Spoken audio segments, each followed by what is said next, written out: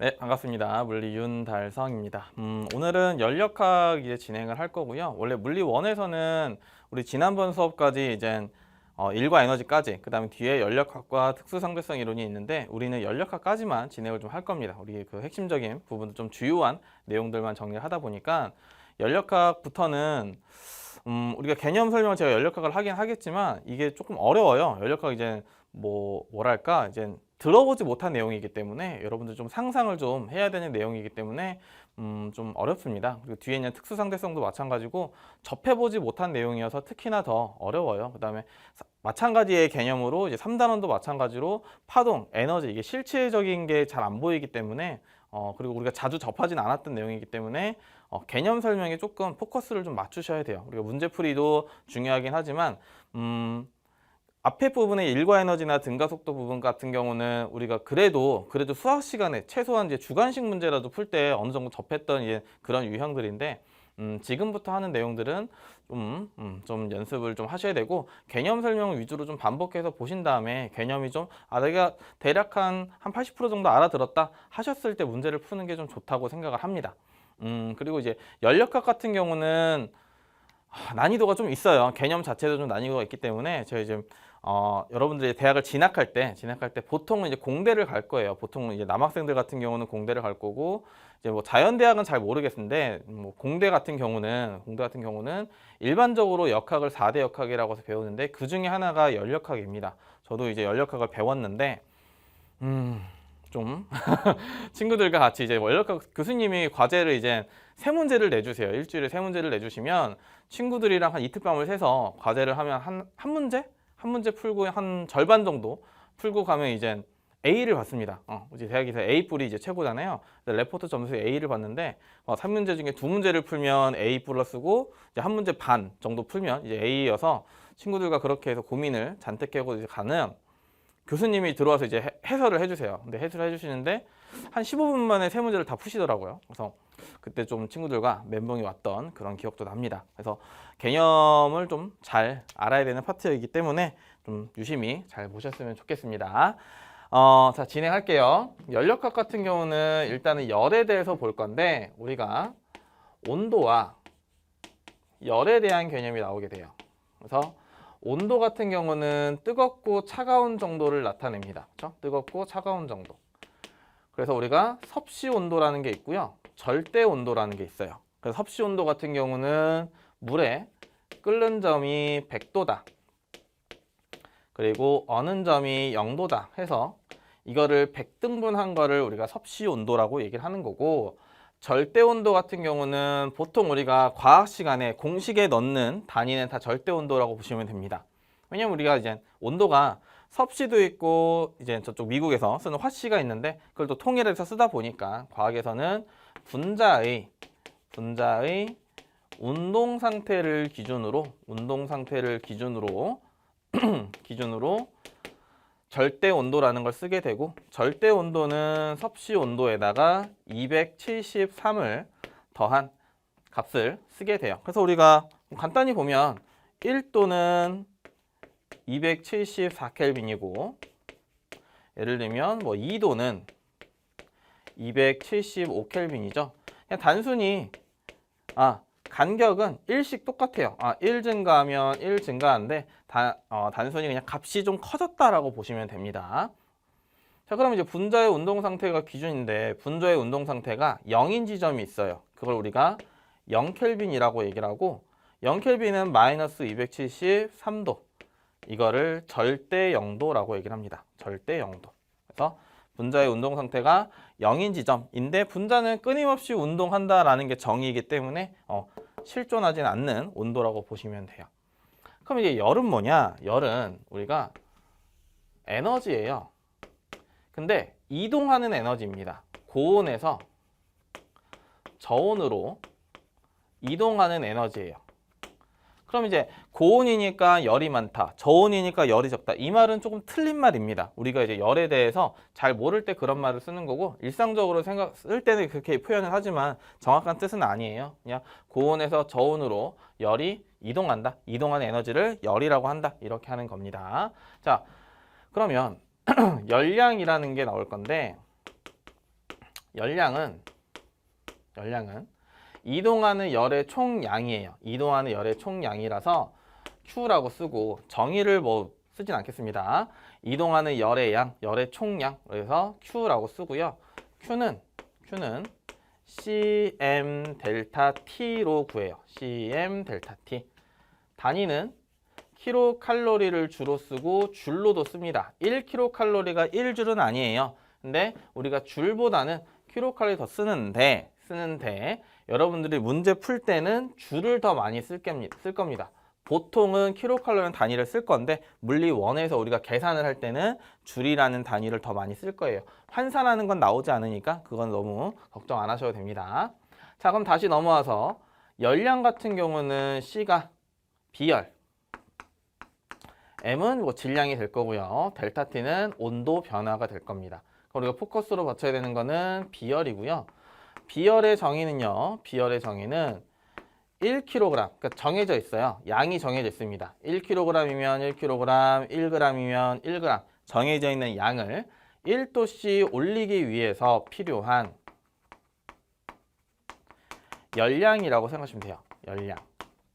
그러면 비열이 높다는 얘기는 그만큼 내가 온도를 올리기 위해서 열을 많이 가해야 된다는 뜻입니다. 그래서 온도가 잘 안 바뀐다는 뜻이에요. 비열이 높다는 얘기는 내가 열을 많이 가해야지 온도가 올라가니까 쉽게 열이 변하지는 않는다. 그래서 비열이 높은 물질 중에 하나인 물이 있습니다. 물이 비열이 굉장히 높아요. 그래서 여러분들 우리 다 물로 돼 있죠. 사람 인체는 물로 돼 있는데 물로 돼 있기 때문에 온도 변화가 별로 없는 겁니다. 지금 이제 날씨가 춥죠. 그래서 밖이 막 영하 10도, 영하 5도 이렇게 했을 때 여러분들 밖에 나갔을 때 몸이 우리가 영하 5도 이렇게 되진 않잖아요. 우리는 36.5도를 유지하고 있죠. 그 이유가 비열이 높은 물로 구성이 되어 있다. 이렇게 보시면 됩니다. 자, 보시면요. 열량은 그냥 뭐 그래서 이거 중학교 때 시멘트 이렇게 해서 외워요. 중학교 1학년인가요? 뭐 열과 우리 생활에서 나오게 되는데 뭐 시멘트에서 외우게 되는데 일단 비열은 이러한 뜻이 있구나 라는 거고요. 우리는 열량 보존 법칙, 내신용어로 보자면 열량 보존 법칙을 하게 됩니다. 열량 보존 법칙. 중학교 때는 열평형 온도를 구하는 걸로 대신 배우게 될 건데 열평형 온도를 구하게 될 건데 간단합니다. 자, 뜨거운 물과 차가운 물을 섞으면 미지근한 물이 되죠. 그렇죠? 이거 어렵지 않아요. 미지근한 물이 됩니다. 뜨거운 물은 온도가 낮아질 거고요. 찬물은 온도가 올라갈 거고 미지근한 물은 가만히 놔두면 식을 거지만 우리가 온도가 일정하다라고 둘 겁니다. 그럼 뜨거운 물은 열을 잃어버린 게 되고요. 열을 잃어버린 게 되고 찬물은 열을 얻은 꼴이 되죠. 그랬을 때 뜨거운 물체가 잃어버린 열량과 차가운 물체가 얻은 열량은 서로 같다. 이거를 열량 보존 법칙이라고 하는 겁니다. 자, 그럼 간단한 예시로 볼게요. 예를 들면 물이 있어요. 자, 10kg에 물이 있는데 물의 비열은 1입니다. 현재 물의 온도는 20도라고 가정을 할게요.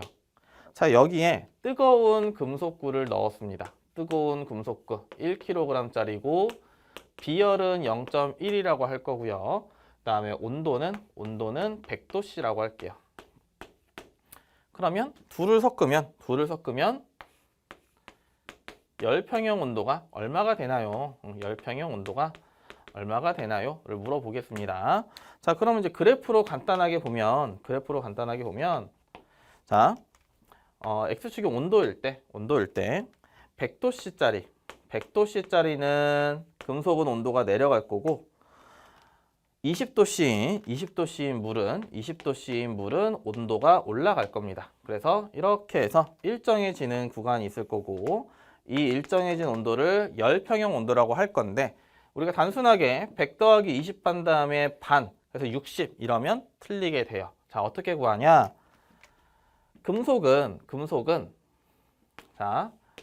금속은 열을 잃어버리게 되고요. 그 다음에 물은 열을 얻게 됩니다. 그렇죠? 그 양은 똑같다고 했고요. 자, 둘 다 열량은 CMT라고 했죠? CMT. 그래서 그대로 대입을 해줄 거예요. 그대로. 자, 금속의 열량, 금속의 비열 0.1, 질량은 1kg.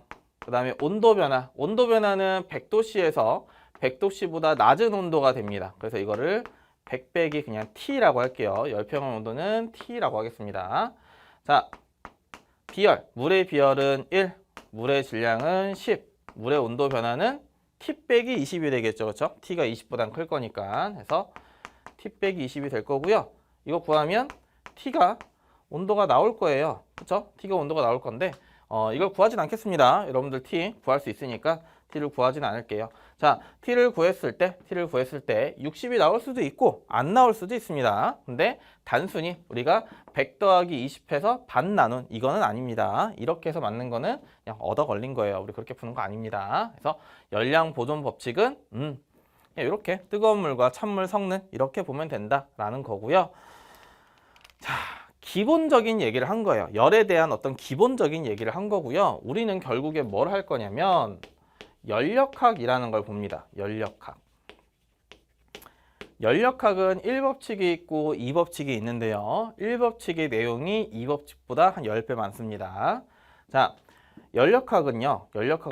기본적으로 이상기체라는 걸 다뤄요. 이상기체. 문제에서 이상기체라는 말이 나와야 이상기체입니다.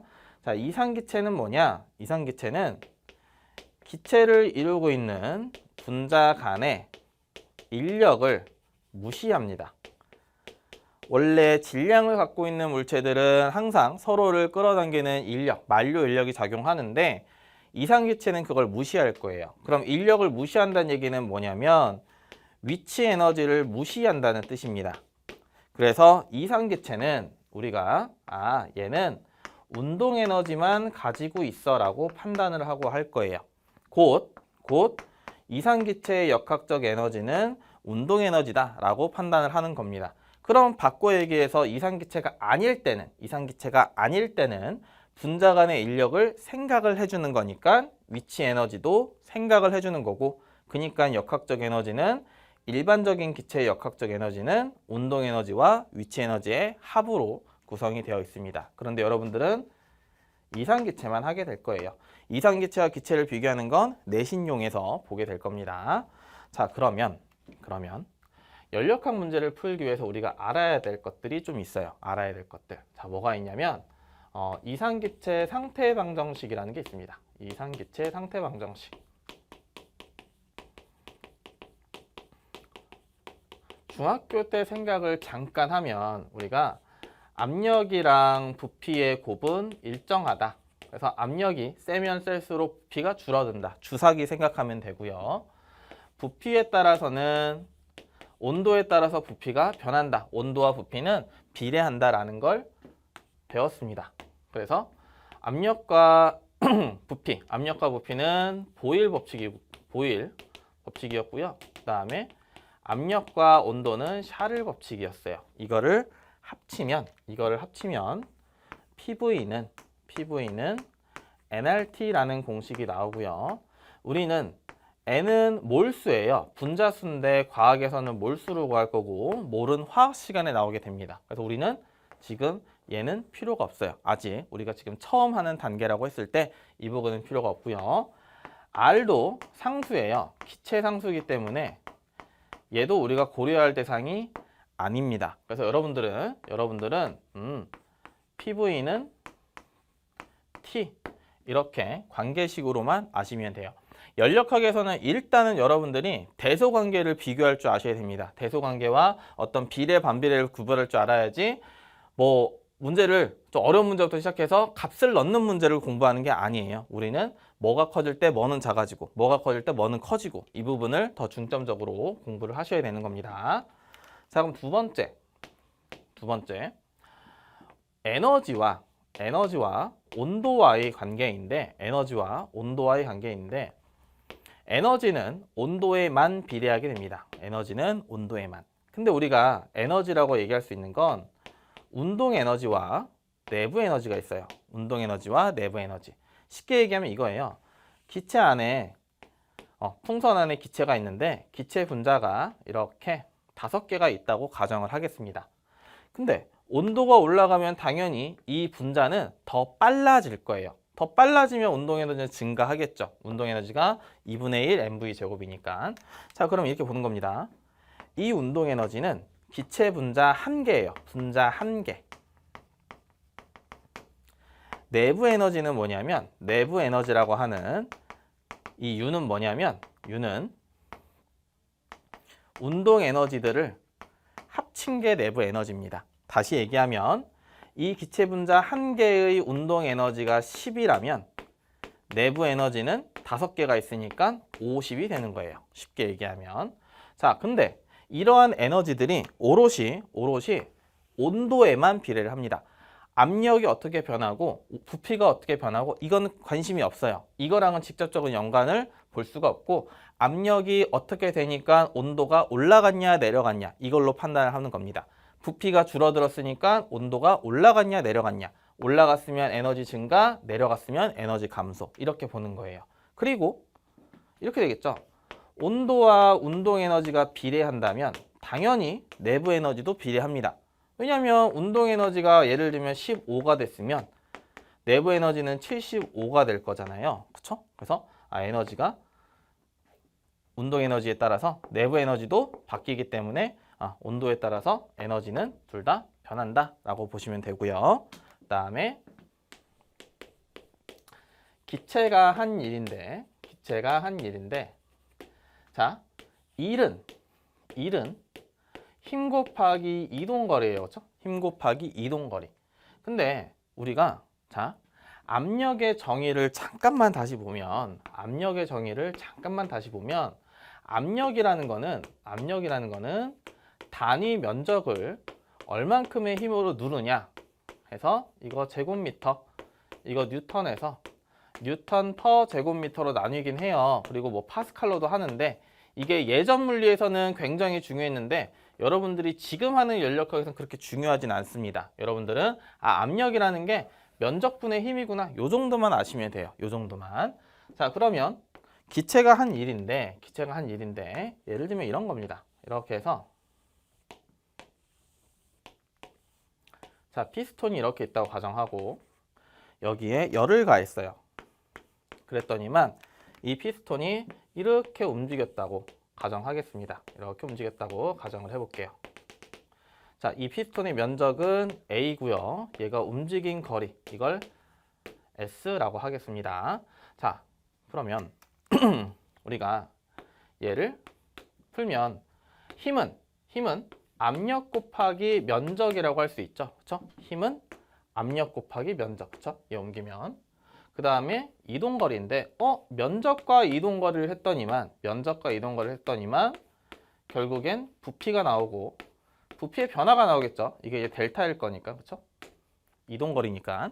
자, 그래서 기체가 한 일은 결국에 공식은 압력 곱하기 부피의 변화예요. 자, 그런데 우리가 압력을 더 줄 수도 있고 덜 줄 수도 있습니다. 압력은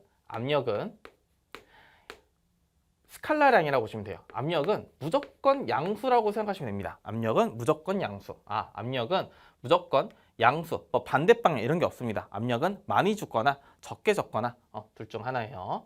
자, 보시면 그러면 부피가 만약에 증가하는 경우가 있고 지금처럼 열을 가했을 때 부피가 증가하는 경우가 있고 부피가 감소하는 경우가 있어요. 두 가지가 있습니다. 부피가 증가할 때가 있고 부피가 감소할 때가 있어요. 그럼 부피가 증가할 때는 델타 V가 0보다 크다고 얘기를 하고요. 부피가 감소할 때는 델타 V가 음수라고 얘기를 합니다.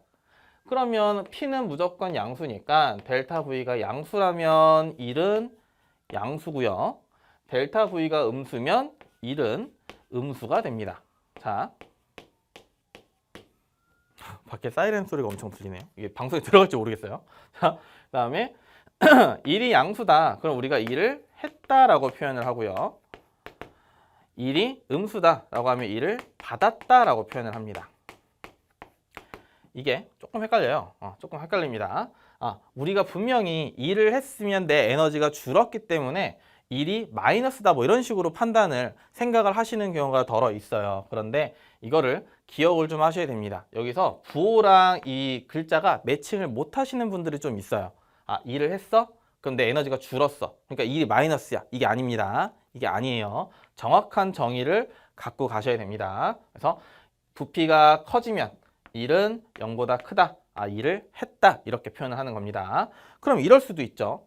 부피는 일정할 수 있어요. 그렇죠? 부피가 안 바뀔 수도 있습니다. 그러면 델타 V는 0일 거고 일도 0이 되겠죠.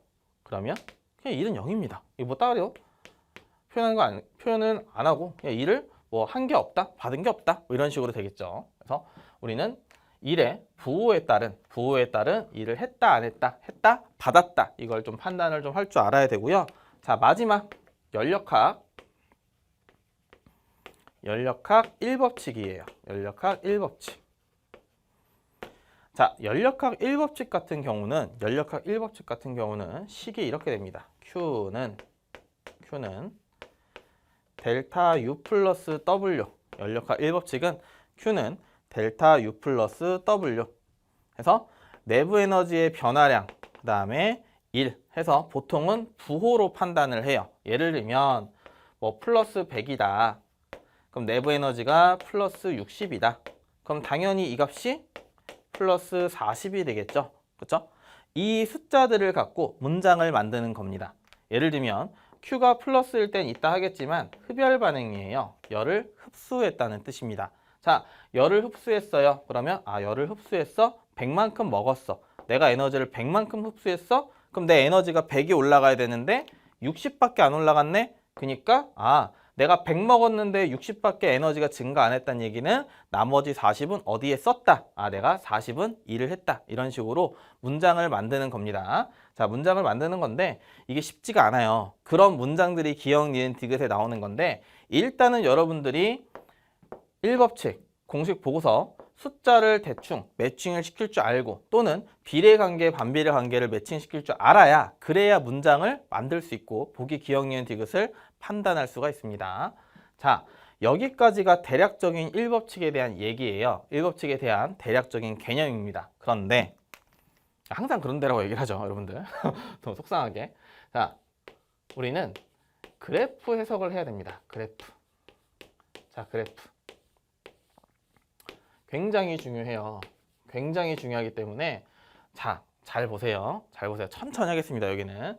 이 부분은 여러분들이 영상을 보고 영상을 끈 다음에 한 번 다시 해보셔야 돼요. 자, 첫 번째 뭐가 있냐면 등적 과정이라는 게 있습니다. 등적 과정 또는 정적 과정이라고 얘기를 해요. 부피가 일정. 그러면 자, 이렇게 해서 그래프가 나올 건데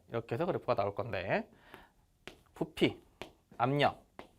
자, X축. 우리가 그래프 볼 때는 항상 X축, Y축 변수 확인하라고 했고요. X축은 부피, Y축은 압력 확인하라고 했고 보니까 그래프가 그러면 그래프가 이렇게 그려져 있습니다. 그래프가. 그래서 여기 A 지점, 여기는 B 지점 이런 식으로 해서 그래프가 있고 A에서 B 상태로 갈 때 무슨 일이 발생하냐 이걸 지금 해석을 하는 연습을 하는 거예요. 자, 보시면 항상 연력학 문제에서는 PV는 T 원래는 비례식인데 그냥 는이라고 써도 크게 상관은 없습니다. Q는 델타 U 플러스 W 이걸 갖고 얘기를 할게요. 이걸 갖고 무조건 이걸 쓰고 시작을 하는 게 여러분들이 좀 편리합니다. 자, 보시면 그대로 내가 아는 걸 다 쓰면 돼요. 부피가 일정. 얘 부피 일정. A에서 B는 압력이 증가. 압력 증가. 그럼 좌변이 증가니까 우변도 증가. 부피가 일정. 부피 일정. 델타 V 0. 1은 0. 1은 0. 그 다음에 온도 증가. 온도 증가니까 에너지는 증가. 증가는 플러스.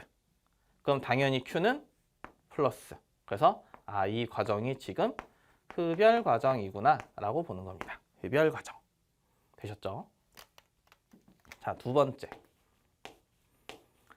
번째는 등압 과정 또는 정압 과정이라는 게 있어요. 정압 과정. 자, 정압 과정인데 얘는 그러면 압력이 일정한 그래프입니다. 압력이 일정. 자, 압력은요. 압력은 일정이다. 그럼 그래프가 X축 부피, Y축 압력인데 뭐 A 상태, B 상태로 간다 이렇게 표현을 하기는 했는데 무조건 X축이 부피인 건 아니에요. 여러분들 문제 풀 때 무조건 X축이 부피인 건 아닙니다. X축이 압력이고 Y축이 부피일 수도 있어요. 이거는 문제를 보고 판단을 하시는 겁니다. 모양만 외워서 푸는 게 아니에요. 항상 그래프는 변수를 먼저 확인하라고 말씀을 드렸습니다. 자, 그럼 마찬가지로 다시 얘도 PV는 T, Q는 델타 U 플러스 W. 자, 그러면 지금 압력이 일정이니까 압력 일정. A에서 B는 부피가 X값이 증가하니까 부피 증가. 좌변이 증가하니까 우변도 증가. 그리고 온도가 증가하니까 내부 에너지도 증가. 부피가 증가하니까 1은 플러스. 플러스니까 Q도 플러스. 그럼 얘도 흡열 반응이구나 라고 하시는 겁니다. 자, 다시 넘어와서 세 번째. 자, 세 번째 같은 경우는 등온 과정이에요. 등온 과정. 자, 등온 과정은 온도가 일정인 그래프입니다. 온도가 일정인 그래프. 그래서 그래프를 보게 되면 부피와 압력이 있을 때 그래프가 이렇게 돼요. 그래프가 이렇게 돼서 A 지점, B 지점 또는 이 라인에 있는 이 그래프에 있는 모든 점들에서의 온도는 동일합니다. 모든 점들에서의 온도. 그래서 이거잖아요. PV는 T면 P는 V분의 T고 우리 이게 Y는 뭐 X분의 K 이런 그래프랑 똑같다고 보시면 됩니다. 또는 XY는 K 요 그래프랑 우리 수학이랑 조금 매칭시키면 좀 더 이해하시기 편해요. 자, 그러면 마찬가지로 우리가 A에서 B로 간다고 해봅시다. A에서 B. 그럼 똑같죠? PV는 T, Q는 델타 U 플러스 W. 자, 그랬을 때 자, 온도 일정, 온도 일정. 보니까 P는 아래로 내려오고, Y 값은 아래로 내려가고, X 값은 오른쪽으로 갑니다. 그래서 오른쪽으로 가, 부피가 오른쪽, 그럼 부피 증가.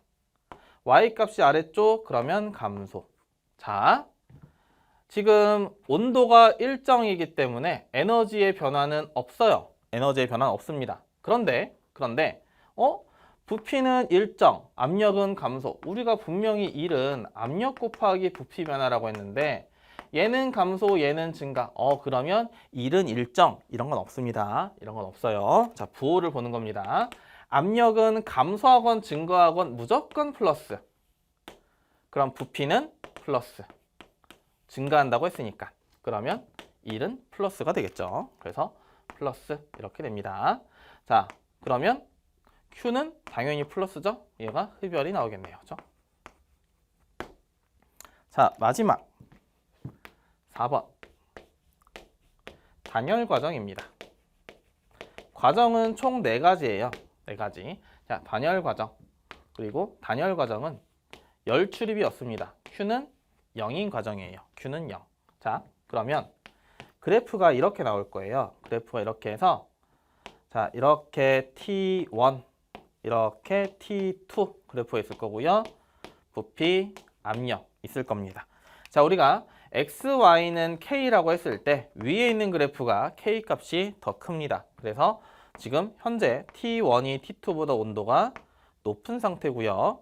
이렇게 보시기 하셔야 돼요. 같은 부피일 때 압력이 높은 게 PV는 T니까 같은 부피일 때 압력 높은 게 온도 높죠. 그렇게 비교하셔도 됩니다.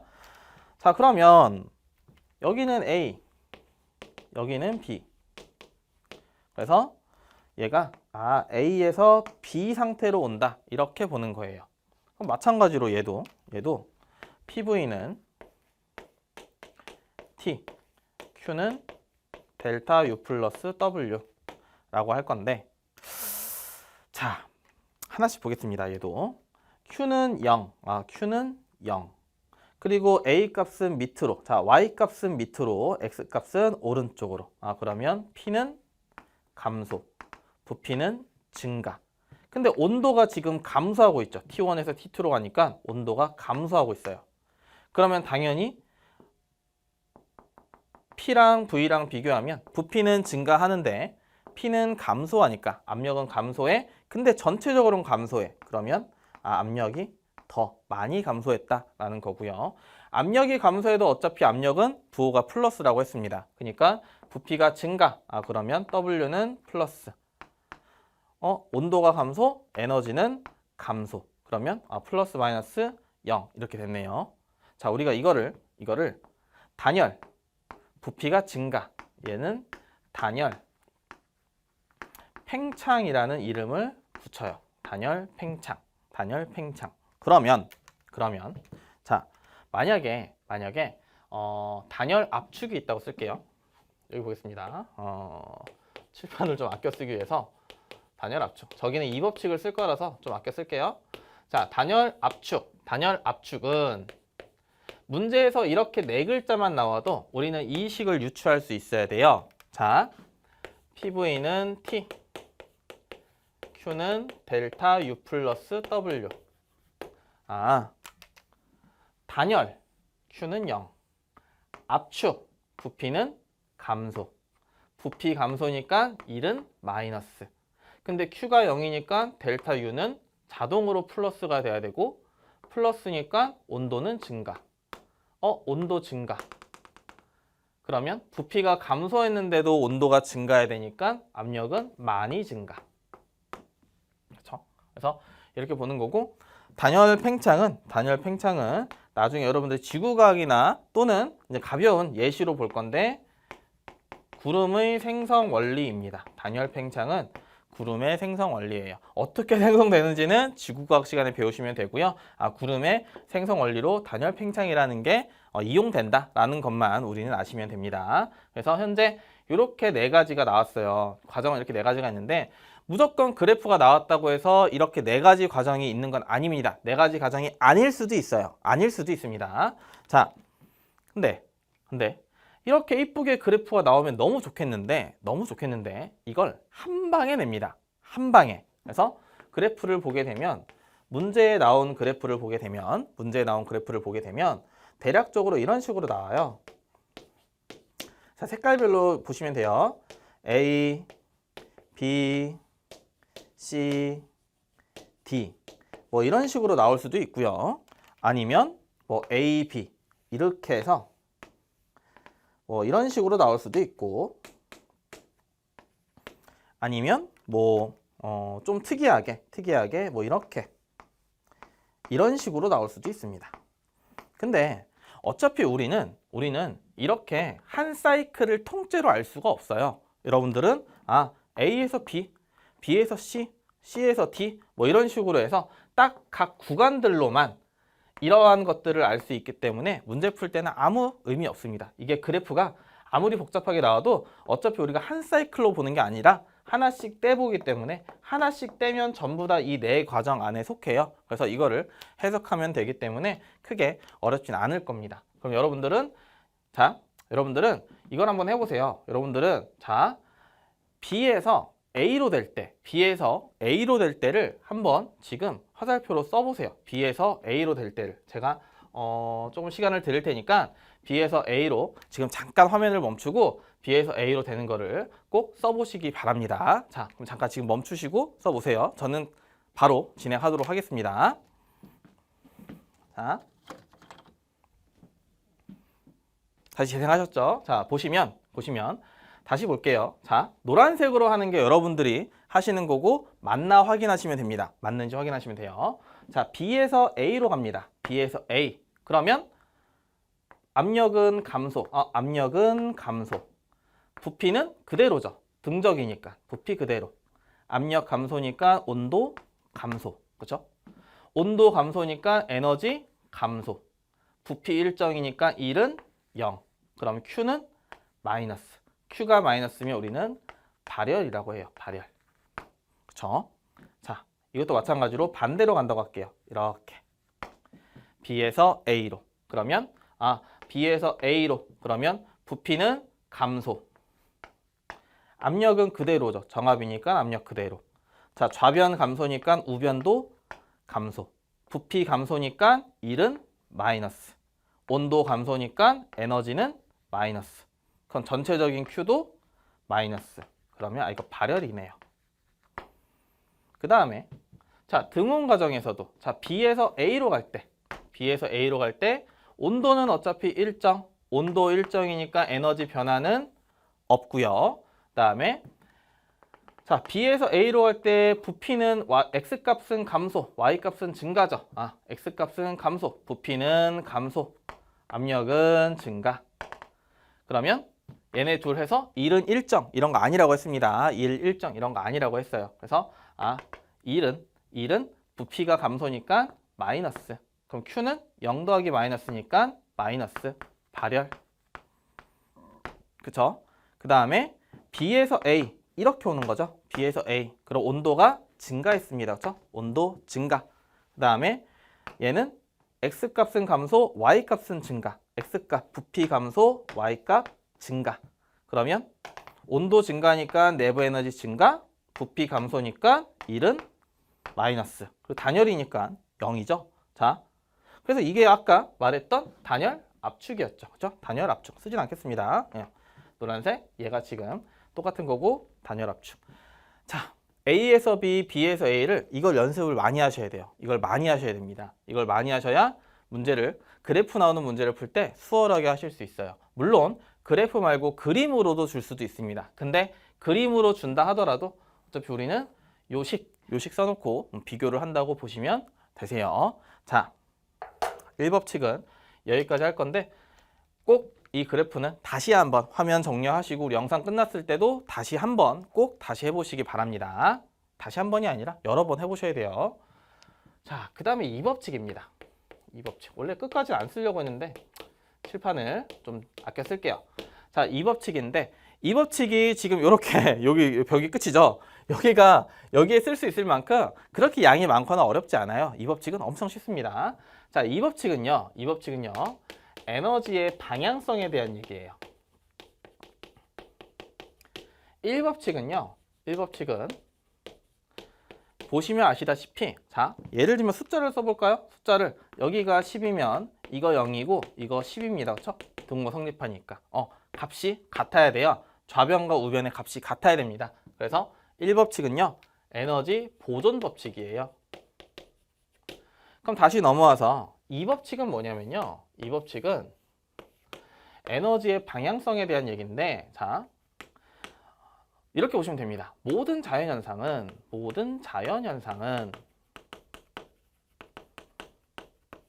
무질서도가 증가하는 방향으로 일어난다. 이렇게 보시면 돼요. 무질서도가 증가하는 방향으로 일어난다.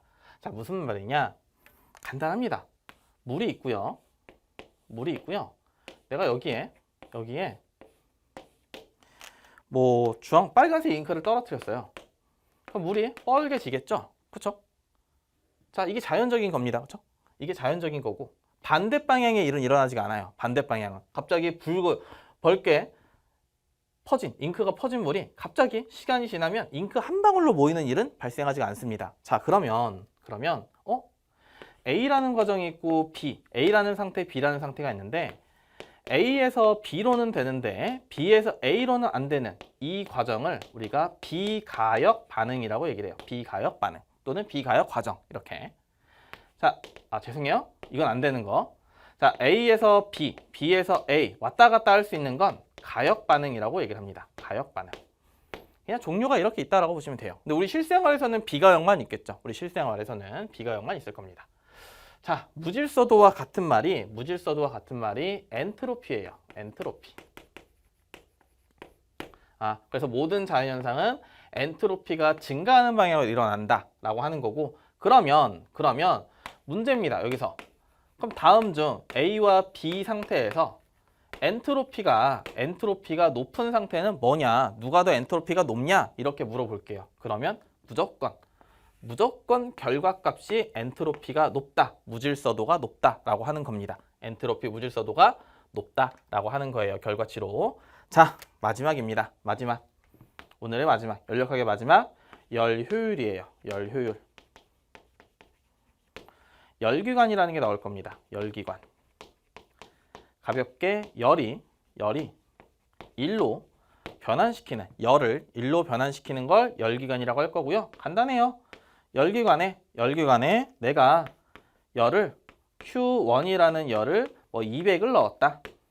근데 일을 60만큼 일을 했다. 그러면 남은 열은 당연히 200에서 60 일했으니까 140이 남아 있겠죠. 그렇죠? 그럼 열 효율은 그럼 얘는 몇 %의 효율이냐라고 물어봤다면 여러분은 그냥 수학적으로 그냥 구하셔도 됩니다. 내가 200을 줬는데 60만 일을 했어. 그러면 30% 일했구나. 바로 나와요. 그렇죠? 근데 이걸 그냥 공식으로 조금 어렵게 쓰면 Q1분의 W 그리고 Q1분의 W는 Q1 빼기 Q2. 자, Q1 빼기 Q2를 다시 골랐으면 나눴으면 1 빼기 Q1분의 Q2 이렇게 되겠죠? 요거 이렇게 나눠 쓴 겁니다. W는 당연히 200에서 140 빼면 나오는 값이니까. 자, 여기서 우리가 알 수 있는 거, 여기서 우리가 알아야 되는 거는 자, 만약에 요 밑에서도 보이죠? 만약에 효율이 1이에요. 1. 100%란 얘기죠. 100%. 효율이 100%란 얘기는 Q1이 무한대이거나 Q2가 0이면 됩니다. Q2가 0이면 1 빼기 0이 될 거고 Q1이 무한대, 분모가 무한대도 어차피 0이니까 근데 이런 건 있을 수가 없죠. 내가 무한대로 에너지를 줄 수가 없어요. 일단. 그 두 번째, 남는 열이 0일 수가 없습니다. 남는 열이 0이란 얘기는 쉽게 얘기하면 이런 거예요. 여러분들이 핸드폰을 되게 많이 썼는데도 핸드폰이 안 뜨거운 겁니다. 내가 자동차를 막 운전하고 했는데도 자동차 엔진이 안 뜨거운 거예요. 이러한 상황은 벌어지지 않는다. 그래서 효율이 100%인 기간은 에너지 2법칙에, 열역학 2법칙에 어긋나기 때문에 효율이 100%인 열기관은 만들 수가 없다. 이런 식으로 얘기를 합니다. 좀 강의가 조금 길었어요. 원래 30분 내로 정리를 좀 할까 했는데 요 내용을 하다 보니까 아마 여러분들 이것까지 했으면 여러분들이 제대로 했으면 아마 1시간 정도 강의가 진행이 됐을 겁니다.